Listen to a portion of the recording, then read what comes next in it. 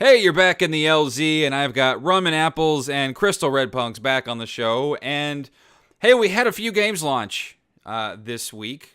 Oh, really, Actually, Legacy? a few of them are launching, I should say. Three of them, at least, to critical acclaim so far. So, one of them, Horizon Zero Dawn. So, Crystal Red Punks and I have been playing it, I know for sure. And I have been, actually, I played it for a good chunk of the weekend, over the weekend, and I'm rather liking it. It's got a good design element to it, and the controls are a bit weighty, so I'm still trying to work my way around that. And it's not very often you play a game where the square button is the crouch, so I'm still Huh? kind of working my head around that a little bit. That's weird. That's really odd. Have you ever played a game that has square to crouch? Oh, never. No, but I'm sure I played a game where key mapping was awkward. Yes, yeah, Something and like that was switched to an unreasonable area. so there's a little bit of that going on. So I have typically fallen off the open world radar lately. You typically don't see me playing the Ubisoft pedigree of games anymore because I have been tapped out on the Ubi open world of Assassin's Creed. I fall asleep Ooh. playing Assassin's Creed games. They're horrible. And then, of course, Far Cry kind of went that direction as well and just became a bore and a chore. Really, because Far Cry 3, I thought Far Cry 3 was going to be excellent. As a matter of fact, Rum and Apples himself did a fantastic rumatorial on Far Cry 3, namely, probably one of the best villains or adversaries in a video game of last generations that was totally, the potential of this person was never used, which is a goddamn shame. It's a shame. It was a total shame. But Crystal Red Punks, you've been playing Horizon Zero Dawn. Give us your thoughts Yes. on that game, and how long have you been playing it, and sort of what are your impressions so far? Well, I'm playing it since it came out, actually, since launch. I had it pre-ordered, everybody hates the pre-order word, but it's a fantastic game to me.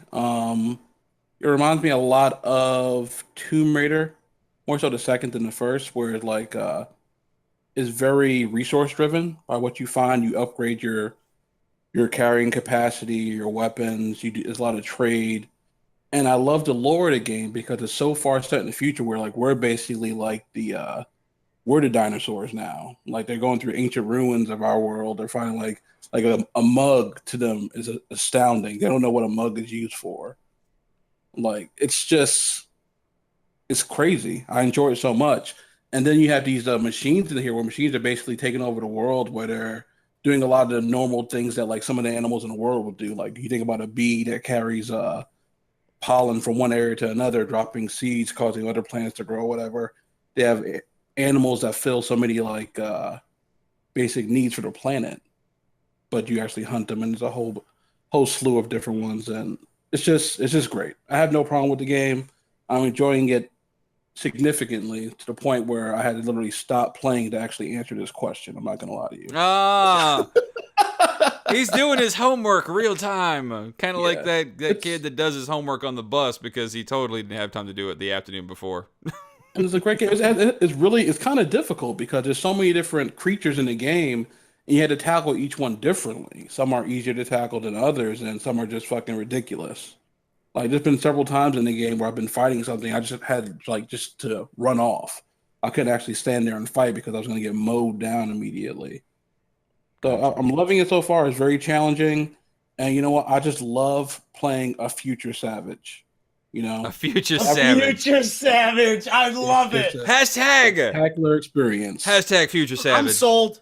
I'm sold on this game now. Said sold me on it. I'm It's sold. true. I want to be a future savage. I'm down. Let me go put some fucking bow and arrow bolts into a goddamn tin can. Let me kill some AI. I'm So down. actually, I'm down. the I'm down future to be a savage savage. thing, it makes sense because the design of the world, it's got, if you mix the real world of the Matrix, sort of like, that sort of broken down, Oh dark, Lord. dilapidated, Uh-huh. with like a lush, sort of mountainous, snowy landscape, that's sort of the aesthetic of Horizon Zero Dawn. So it actually clashes in a wonderful way. And from what I've been playing, I'm about 8 hours into it so far. And artistically, it's beautiful. And I'm actually playing it on a PlayStation 4 Pro, so it comes with the resolution upgrades and things like that. It's absolutely beautiful. And on a gameplay, it's weird too, because it takes a lot of things that games have already done. Little tiny systems here and there, the sum of all of its parts sort of fit together kind of nice, but it's still an open world game. And Question for both of you, considering you guys have played it a lot, and I, for some reason, have been convinced. I have not. I've been totally convinced, 100% fake, to buy this game. No.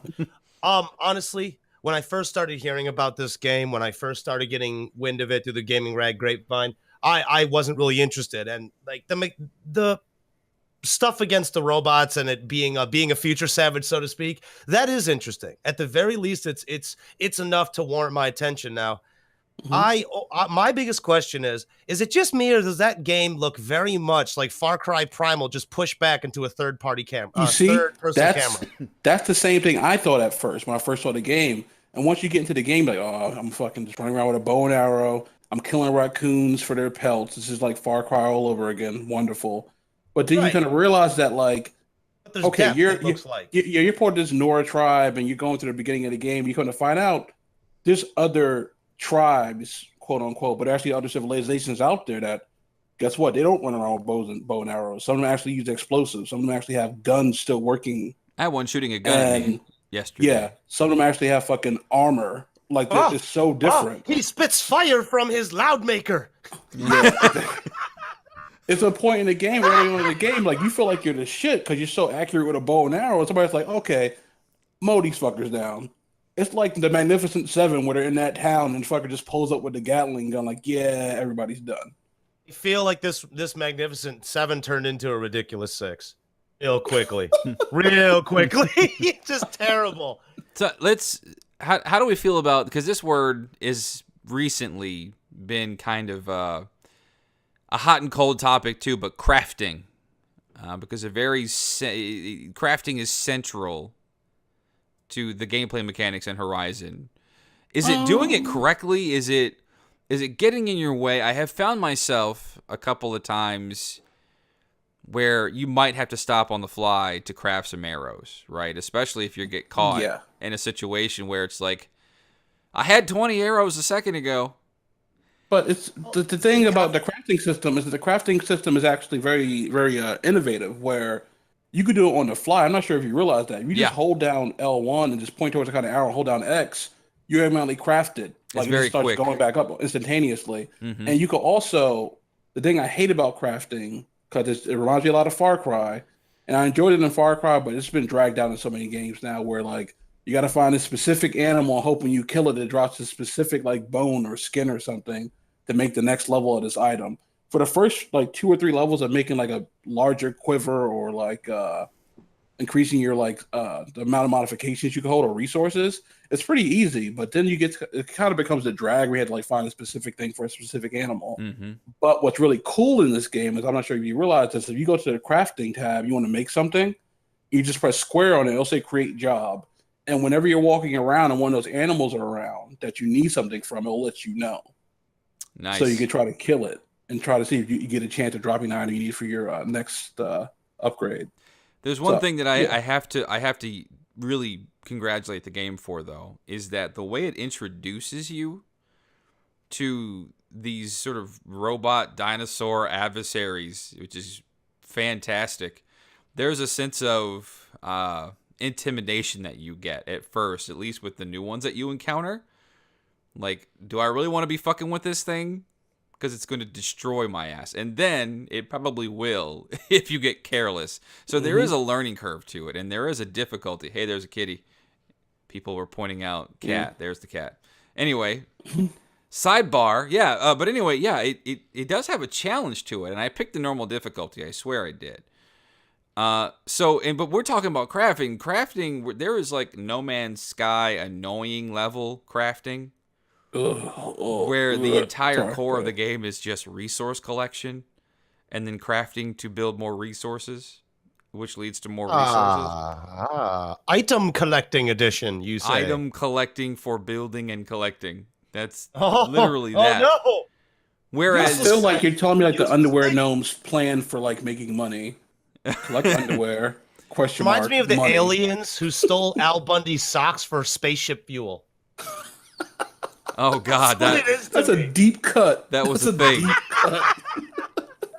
Nice. So yeah, I'm recommending it so far, and I think I might put together an altogether review for it when I'm done. But I think it's worth a rent at least for those that might be for the rum and apples of the world that are fake sold. It might be worth the opportunity for sure. So definitely. But I'm on the fence. I'm definitely going to, at the very least, I'll gameplay it. you're a GameFly customer? That still exists? Worth it. Gamefly exists. Redboxing exists. And Yep. I am a firm advocate in rental services. Yeah. It's something that I love because you get to get a full test of the game, and if you like it, then you can go and buy it. Hell yeah. And what's the if you don't like it, what's the worst that happens? You spend $3. Pay a late Seven. fee. 7. What do I care? Right. Oh, big fucking whoop. I kept the game. Oh, well, yeah, I'll just wait till you go out of business. Right. How many Like people did that to Blockbuster. Blockbuster? I had to wait How 30 many years said, for Blockbuster. Suck my dick. I'm not paying you any fees. You know that rewinding fee? Go fuck off. I'm just going to dig through your late bin. It's 8:30. I know the pothead over there is trying to fuck his girl. I don't give a fuck. I'm going to search through my goddamn late bin and get my Stephen King It movie to watch and freak myself out. Oh. I just want to say Those are the I've days. played 23 hours of Horizon Zero Dawn. I'm only at 33.4% completed this game. I don't think There's I'm very something- far real in the quickly. story, yeah. Real quickly, I have a question for both of you, and I feel it's significant to Horizon Zero Dawn. What is the most? You two clearly like this game, but what is the strongest point of this game that is, I guess, an incentive, a selling point for you guys? There's a I'm gonna- depth that I I- don't feel like I don't think I don't think I've fathomed the depth of it yet. He's Mhm. I scratched the surface of this iceberg. And maybe that was the incorrect way to put it, but I think the combat mechanic is so far, and it's a standard thing, you know. And when you mentioned something like Far Cry, for instance, where you can progressively unlock abilities that goes down, like, you know, that ability ladder. Like a talent tree. Yeah, the talent. Yeah, exactly. It's got that, and it adds a little bit more depth to it. But I actually have a lot of fun in the combat, like taking these machines down. It's actually pretty neat.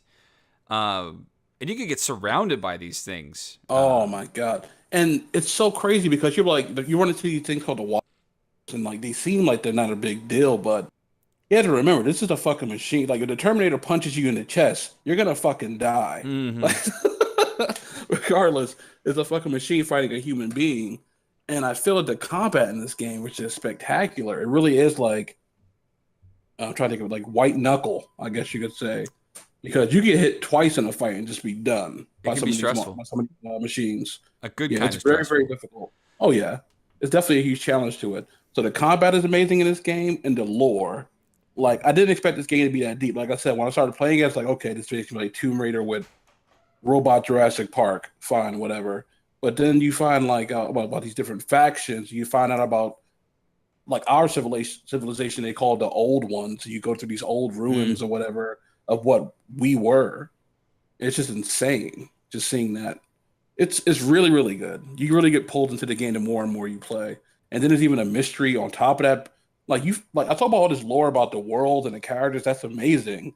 But it's even a mystery on top of your own character. And after playing about 24 hours, I still don't know what the fuck is going on with my character. There's so much more to find out about like where she came from, about her mother, her father. And I'm pretty sure Jerry may notice already because I think he's going straight to the main campaign. And I'm exploring everywhere, but I don't know, this game has a lot of value to it, a whole lot of value. So I'll probably easily get like maybe another 50, 60 hours out of this game before I complete it. I'm definitely Real a story player for sure. So I do like a little bit of depth and layers when it comes to a story.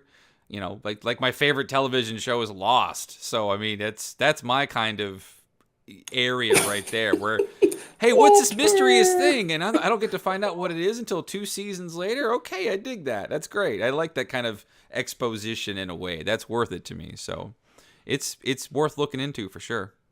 So what you're saying is you love the ending of Lost and it made perfect sense to you. I think it's open to interpretation, and I think Oh my fuck God. them for leaving it open to interpretation. Lost in If this that's what you're conversation. asking. Lost worth watching, or am I just am I? It's should I not really waste my time? good watching it, but then the further in you get more invested to it, and then it just pulls out and gives you cab fare and leaves. You're like, what? Be there for the journey, not the destination. It's worth it Ooh, for that. no, thank you. Yeah. No, thank you. Oh no. That's definitely coming from two viewers who have gone through the journey and are telling the cautionary tale that is Lost. It's Exactly. a cautionary tale because you either like the ending or you don't.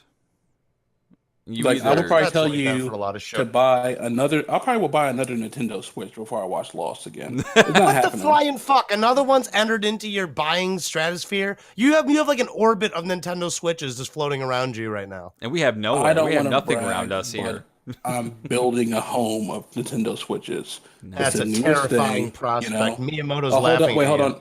I just got an email. Copyright infringement. They're taking my Nintendo Switch out. It's Oh gone. no! Oh, Yeah, God it's damn it, gone. Nintendo. Thank you so much for watching, and I hope you enjoyed. If you're interested in more segments from this particular show, click one on the right. If you enjoyed the video, a like would be super helpful, and of course, it would be amazing if you subscribed for future content.